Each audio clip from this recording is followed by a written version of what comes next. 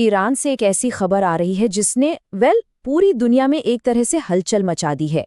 दावा ये किया जा रहा है कि ईरान के supreme leader Ayatollah Ali Khamenei अब इस दुनिया में नहीं रहे।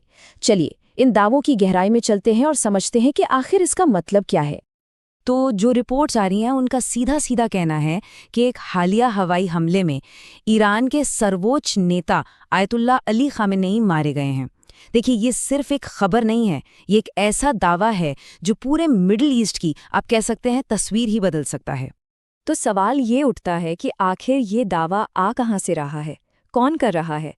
रिपोर्ट के मुताबिक ये बात सबसे पहले अमेरिका के पूर्व राष्ट्रपति डोनाल्ड ट्रंप ने सामने रखी। इसके बाद इजराइल के प्रधानमंत्री नेतन्याहू की तरफ से भी इसकी पुष्टि हुई।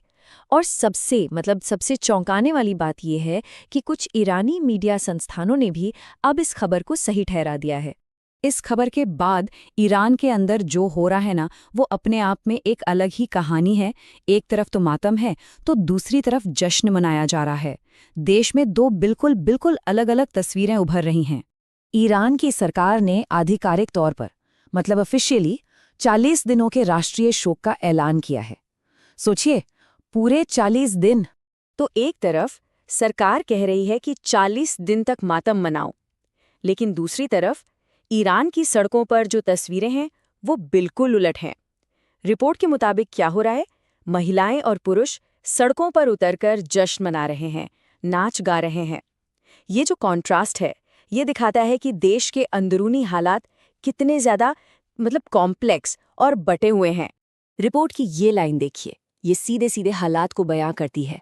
सड़कों पर लोग उतर आए और नाचते झूमते नजर आए हैं। ये अपने आप में ये दिखाता है कि कई लोगों के लिए खामेनेई का शासन दमन का, जुल्म का प्रतीक था, और ये खबर शायद उनके लिए एक आज़ादी की उम्मीद लेकर आई है। तो सवाल ये है कि भाई, ये सब इतना अचानक से कैसे हो गया? असल में ये हमला किसी एक अकेली घटना का नतीजा नहीं है, बल्कि ये हाल के दिनों में जो तनाव बढ़ा है और जो हमलों की एक पूरी चेन चली है, ये उसका हिस्सा है। तो ये सब शुरू हुआ जब ईरान ने अपने कई पड़ोसी देशों पर जवाबी हमले किए। इसकी प्रतिक्रिया में अमेरिका और इजराइल ने मिलकर ईरान के ठिकानों पर हमले किए। और इसी बढ़ते तनाव की जो क्लाइमैक्स थी, वो था ये हमला, जिसमें सीधे सीधे सुप्रीम लीडर खामेनेई को ही निशाना बना दिया गया।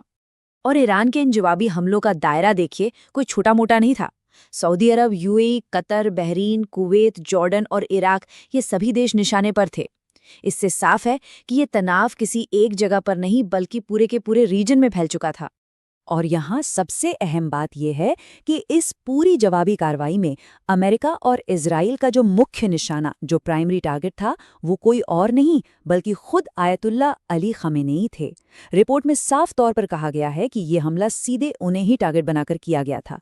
इस घटना के बाद ईरान एक ऐसे मोड़ पर आ खड़ा हुआ है जहां से आगे का रास्ता साफ नहीं है। खामेनेई के बिना ईरान का भविष्य कैसा होगा? अब कुछ बहुत बड़े और गंभीर सवाल सामने आ रहे हैं। सबसे पहला और फ्रैंकली सबसे जरूरी सवाल, अब ईरान की गद्दी कौन संभालेगा? सुप्रीम लीडर की जगह कौन लेगा? ये वो सवाल है जिसका जवाब ईरान का पूरा फ्यूचर, उसकी डायरेक्शन, सब कुछ तय करेगा। और इसी से जुड़ता है एक और बड़ा सवाल, क्या ये ईरान में इस्लामिक शासन के अंत की शुरुआत हो सकती है? याद है वो जश्न की तस्वीरें? वो दिखाती हैं कि देश के अंदर एक बहुत बड़ा तबका इस शासन के खिलाफ है। तो क्या अब ये विरोध एक बड़े बदलाव में बदलेगा? और आखिर में वो सवाल जिसका असर सिर्फ ईरान पर नहीं बल्कि पूरे के पूरे क्षेत्र पर पड़ेगा, क्या ये घटना इस तनाव को शांत करेगी या फिर ये एक और बड़े और शायद ज्यादा भयानक युद्ध की चिंगारी साबित होगी? इस एक सवाल के जवाब पर न सिर्फ ईरान का बल्कि पूरे मिडल ईस्ट का भविष्य और उसकी शांति टिकी